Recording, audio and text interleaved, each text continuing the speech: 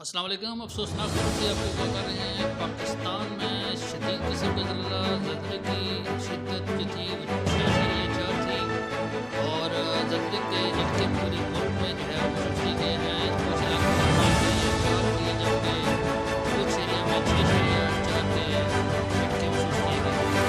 अहम खबर और अफसोसनाक खबर आपको दे रहे हैं कि ज़लज़ले के झटके पूरे पाकिस्तान में जो है वो महसूस किए जा रहे हैं। जफराबाद और गिलगित में भी ज़लज़ले के झटके महसूस किए गए हैं। जफराबाद और गिलगित के अलावा पूरे मुल्क में ज़लज़ले के शदीद झटके इस्लामाबाद और पूरे मुल्क में शदीद झटका दिख रहा है। झटके जो है वो महसूस किए गए हैं और अभी तक कोई भी ऐसा जानी नुकसान का इत्तला नहीं मिला। ज़लज़ले का मरकज़ ताजिकिस्तान भी था और इंडिया में भी शदीद किस्म के झटके महसूस किए गए हैं।